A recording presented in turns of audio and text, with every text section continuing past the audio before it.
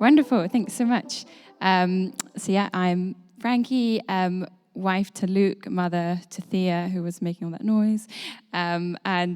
Great to be with you on this glorious August summer morning, right? Thanks for struggling through the rain and being with us. As John just reminded us, and as he talked about last week, we are taking a couple of weeks together to ponder on and to linger over the parables. And actually, when John asked if I would share something, I was like, "Ooh, parables, okay, yeah." Intrigued, but slightly nervous because, as John said, they're not always clear-cut. And I'm a kind of like black and white, like, tell me what to do. This is what I'm supposed to, I'll try and work out what it is I'm meant to do. I like that clear-cut, clear expectation. But the parables are kind of by nature ambiguous. They have these shifting perspectives. They draw us in and they require some kind of a response. And so I was thinking about this, and I was thinking about someone once talking about the concept of midrash, the Jewish concept of midrash, which is to wrestle with the scriptures and to look up different interpretations and to kind of debate with the text. And that doesn't destabilize it, but rather enhances the meanings. There's this idea of holding scripture up to the light, like a cut jewel, and turning the facets to reveal different sides of it. And that aids our understanding of the complexity of the scriptures. And I found that a very encouraging way to think about how I engage with the Bible, and especially the parables. So I suppose I say this also by way of disclaimer, that this is what I'm understanding, this is my lens, and this is what I'm bringing to share with you. But the beautiful thing about the parables is God might reveal something completely different by the end of the talk from what I'm saying. And so the theme for today is something which is quite dear to my own heart, or rather a struggle that I live with day to day, which is that of losing things. I don't know about you, but we never know where anything is in our house. And I wish I could blame our toddler. She's not helping. She picks up things, puts them in random places. We never know where they are. But I think it probably predates her. We seem to spend our life calling each other's mobiles. We don't have a system, basically. It's terrible. If anyone does have a system, please talk to me afterwards. That would be really helpful. Someone came to babysit for us the other day, and we were heading out the door. We haven't gone out in forever together. And we were suddenly like, do you have a bank card? No. Do you have a bank card? I haven't seen my wallet in 2 months. So, yeah, in Apple Pay we trust, which mostly works until we lose the phone. So you can imagine what it's like in our house. I actually found the wallet whilst I was finishing the talk, so God's grace, maybe. So, we're going to look today at a trio of parables. Don't worry, I've got an hour. Get comfy. We're going to stick into these three parables. We're going to look at three parables in Luke 15 about the lost sheep, the lost coin, and the lost son. So maybe we can read together if we can get the passage up. Great. So I'll read. Now the tax collectors and sinners were all gathering around to hear Jesus. But the Pharisees and the teachers of the law muttered, "This man welcomes sinners and eats with them." Then Jesus told this parable. "Suppose one of you has 100 sheep and loses one of them. Doesn't he leave the 99 in the open country and go after the lost sheep until he finds it? And when he finds it, he joyfully puts it on his shoulders and goes home. Then he calls his friends and neighbors together and says, 'Rejoice with me. I have found my lost sheep.' I tell you that in the same way, there will be more rejoicing in heaven over one sinner who repents than over 99 righteous persons who do not need to repent. Or suppose a woman has 10 silver coins and loses one. Doesn't she light a lamp, sweep the house, and search carefully until she finds it? And when she finds it, she calls her friends and neighbors together and says, 'Rejoice with me. I have found my lost coin.' In the same way, I tell you, there is rejoicing in the presence of the angels of God over one sinner who repents." Jesus continued, "There was a man who had 2 sons. The younger one said to his father, 'Father, give me my share of the estate.' So he divided his property between them. Not long after that, the younger son got together all he had, set off for a distant country, and there squandered his wealth in wild living. After he had spent everything, there was a severe famine in that whole country, and he began to be in need. So he went and hired himself out to a citizen of that country, who sent him to his fields to feed the pigs. He longed to fill his stomach with the pods that the pigs were eating, but no one gave him anything. When he came to his senses, he said, 'How many of my father's hired servants have food to spare? And here I am, starving to death. I will set out and go back to my father and say to him, Father, I have sinned against heaven and against you. I am no longer worthy to be called your son. Make me like one of your hired servants.' So he got up and went to his father. But while he was still a long way off, his father saw him and was filled with compassion for him. He ran to his son, threw his arms around him, and kissed him. The son said to him, 'Father, I have sinned against heaven and against you. I am no longer worthy to be called your son.' But the father said to his servants, 'Quick, bring the best robe and put it on him. Put a ring on his finger and sandals on his feet. Bring the fattened calf and kill it. Let's have a feast and celebrate. For this son of mine was dead and is alive again. He was lost and is found.' And so they began to celebrate. Meanwhile, the older son was in the field. When he came near the house, he heard music and dancing. So he called one of the servants and asked him what was going on. 'Your brother has come,' he replied, 'and your father has killed the fattened calf because he has him back safe and sound.' The older brother became angry and refused to go in. So his father went out and pleaded with him. But he answered his father, 'Look, all these years I've been slaving for you and never disobeyed your orders. Yet you never gave me even a young goat so I could celebrate with my friends. But when this son of yours comes home, you kill the fattened calf for him.' 'My son,' the father said, 'you are always with me, and everything I have is yours. But we had to celebrate and be glad, because this brother of yours was dead and is alive again. He was lost and is found.'"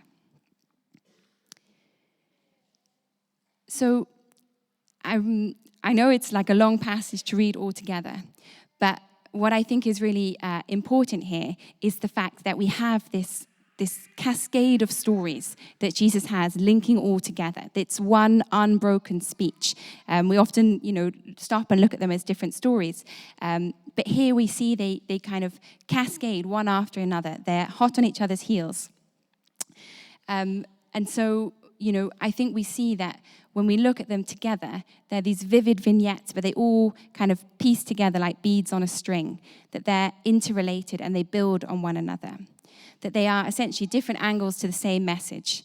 And it's through this layering that we build up an understanding of the deep significance of these lost items and a picture of God's character and his attitude towards us.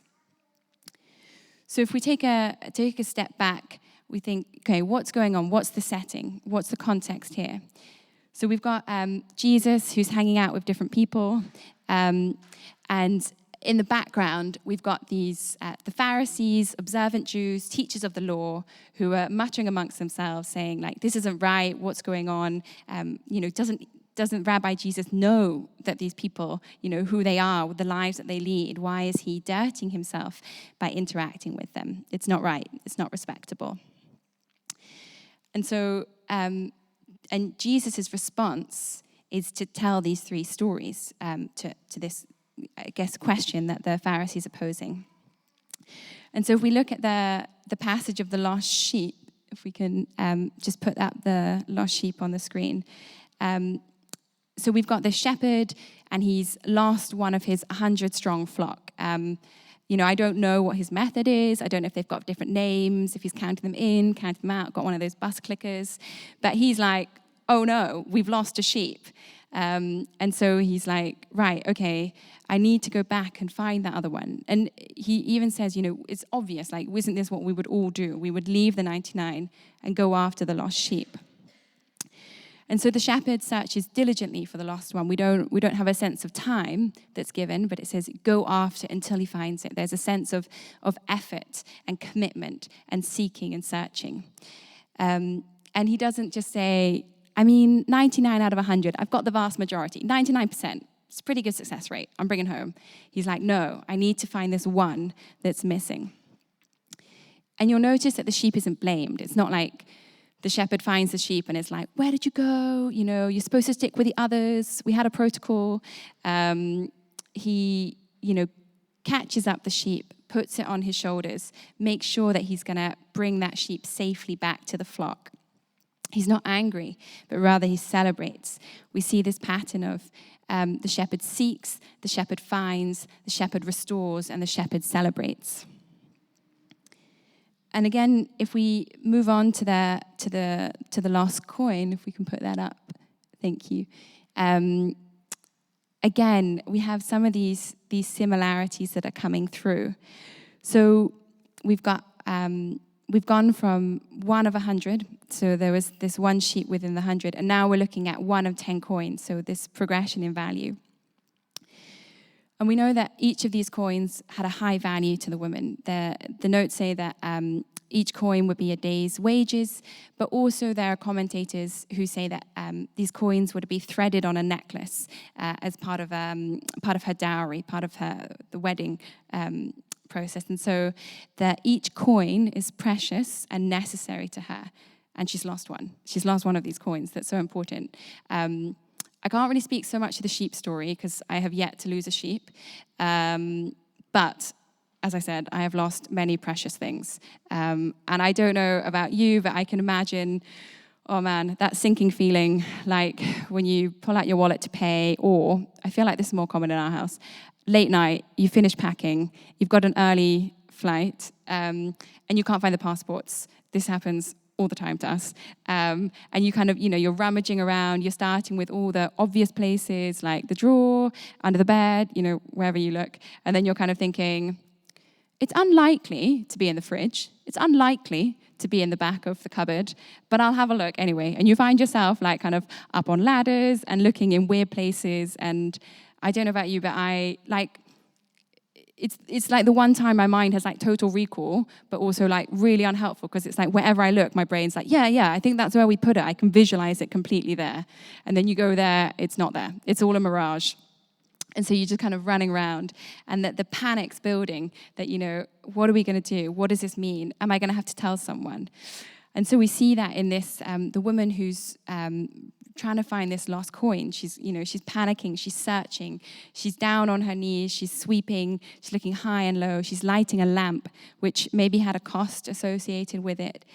She's really getting a workout trying to find it. And then she finds it. Maybe it's winking under a floorboard, or it's in the back of a cupboard, but she finds her coin. And it's a sweet relief. Maybe her heart can stop racing. She can take a breath. She can maybe, face her husband or, members of her family that she was panicking about. And then she can call together her friends and say, look, I lost my coin, but I found it. Come and celebrate with me. This is a big deal. And again, we have this sequence. We've got the searcher who's seeking diligently for the item that's lost, that being found and that being restored. Not through its own effort. And again, the searcher doesn't blame the coin. That would be, slightly absurd with a coin, with an inanimate object. But there's a sense that the responsibility is on the woman who's lost it, that she's the searcher and she's the one to find it. And again, this celebration. And so when we now come to the story of the lost son, we're bearing these different aspects in mind. If it's possible to pop it up on the screen. Thank you. So we've moved from the 1 in 100 sheep to the 1 in 10 coins to the 1 in 2 sons. We see this progression. And now I think the story is a bit closer to the bone. It's a bit closer to the question that the Pharisees are really asking. Because now we're talking about people and belonging and actions and consequences. The son doesn't get lost. He leaves. If anything, he tells his father to get lost. He says, basically, can you give me what's coming to me when you die, but can you give it to me now? And he makes choices. He goes off. He spends the father's money in wild living, in sinful practices. Those are choices that he makes. And so the actions of the lost item have changed. There's that responsibility and that choice, but yet the actions of the seeker haven't changed. We see that there's still this same pattern of the seeker moving towards the lost item. The artist Charlie Mackesy, in his paintings, has called the story of the prodigal son the story of the running father, because it's really the father that's the protagonist, that's the one that's moving, that's the one that's driving the story forward. We know that the son, had his speech prepared, that there was a sense of like, oh, hang on, I could be better treated back by my father as a servant. But the text says, but while he was still a long way off, his father saw him and was filled with compassion for him. He ran to his son, threw his arms around him and kissed him, while he was still a long way off. So even in the distance, that God moved towards him, the father. And we think, that's probably not the typical behavior of a Middle Eastern patriarch to run across the fields towards the son that's wronged him. But the father is compelled to move. The father runs towards his son and embraces his son, puts on the family ring, puts on the cloak and sandals, restores him to his status, and throws a party. And so again, yes, we have this pattern that the father, even though now the son made choices, the father still considers his son as lost, not wayward and not sinful, but primarily lost. He says, my son was lost and is found again. And when I was younger, I really thought, the forgiveness of the father was conditional, or primarily motivated rather by the young man's kind of contrition. But I think when we look through the lens of these three stories, we really understand that it is all about the embrace of the Father, that there is this ongoing narrative, that God is the seeker, that God is the one that moves towards us. And that's why I love this trio of stories and look at them together, because of what it teaches us about God's character and about his attitude towards us. So firstly, that there's Jesus' knowingness. He knows what the Pharisees are muttering about. He knows what their question is. And he tells these parables in order to draw them in and to answer this point. And it shows us, again, God's position, his movement towards us, that he's active, that he's seeking, that he's searching. And that God sees his people not primarily as sinners, not as in and out, but as lost and of needing to be found. And why I like this particularly is that Jesus makes this point, as I said, through a number of different perspectives. Like he could just tell one story. We read the story of the lost sheep and we kind of like, okay, yes, we understand that. But he makes this effort to tell all these different sides of the same story through these different vignettes. He's got the shepherd. They're glimpses of God's character, right? They're personas, representation. So God as shepherd. God is the woman cleaning the house. God is the patriarch, successful landowner. And so we have these different glimpses of different gender and class that speak to us about who God is.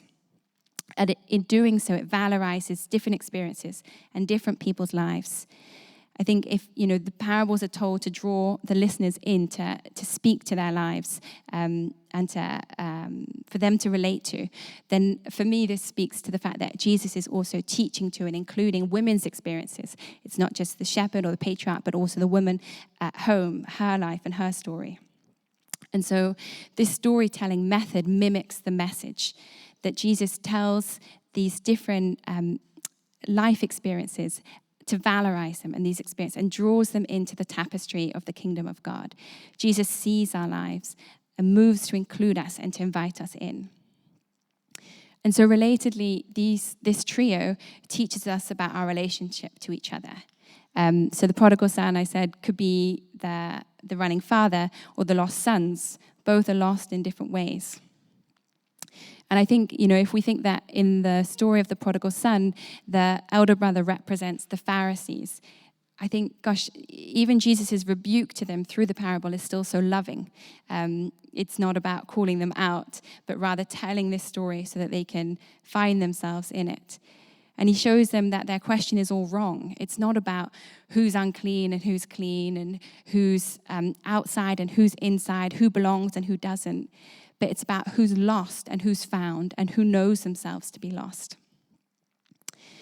And so we think about, the Pharisees are like the older brother. They've done everything that's required of them. They're keeping the commandments. They're working responsibly. They're doing what they're supposed to do. But the Father's still inviting them. The language is still so warm. When the Father says, "My son, you are always with me, and everything I have is yours." But we had to celebrate and be glad because this brother of yours was dead and is alive again. He was lost and is found. There's not a sense of shaming the elder brother or shaming the Pharisees, but rather inviting them also into the story.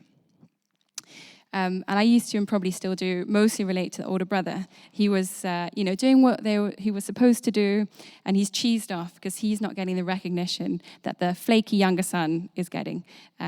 He feels like, or it's like the story where there are workers in the vineyard, the parables, and they're all paid the same daily wage, even though they do a different number of hours in the vineyard.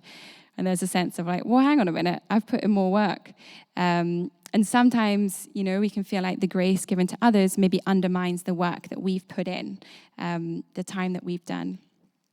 But Jesus reframes observance as relationship. The Pharisees were doing everything right, trying their best to please God, but they were missing. They were missing what it was about. It's about this relationship with God and our embrace of others. And these three stories really highlight our connectedness.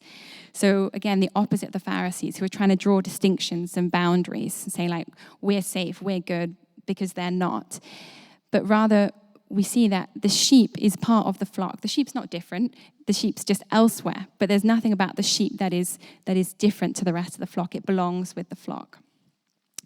The same of the coin. The coin's not a different coin. There's nothing wrong with the coin. It's just lost, and it needs to come back together with the other coins. The son, brought back into the family and reestablished as son. Their place of belonging is with the others that they are part of, that they were always part of. And so Jesus is celebrating because people are coming home, that they're restored to God. And importantly, through God to each other. We're restored to each other. And I think that we are often both the lost son and the elder brother, that we are recipients of God's lavish grace. And I'm hoping that this is just a reminder of that. It was for me as I was reading these parables, just the incredible goodness of God, the grace of God, that he is the one who's seeking. It's his responsibility. He's pouring out the grace. He's pouring out the love. He's inviting us in. And equally, just that invitation also comes with a response to embrace others. As we understand the grace that we are given, that pushes us to embrace others as well and to celebrate with them. And so I guess just a couple of questions as we close, some reflections. Where do you find yourselves in the parables this morning? We've covered a couple of different positions, but maybe you feel lost on the hillside or in a crack under the bed. You feel forgotten and alone and separate. But remember that God is seeking for you diligently and with anticipation of joy, and that you belong to a family and to a community. Do you need to remember that God is the one that moves towards us? It's not our work, it's not the hours that we put in, it's not, the years that we've been part of church, but that his grace is lavishly given. And in that, maybe there's a reminder or a prompt of a relationship that needs some restoration. Maybe something that needs mending, and God is inviting you to extend that embrace, to make that amend, to make that first move, to run towards them and to invite them in. Great. So maybe just as we reflect on those, we can stand and I'll pray briefly for us.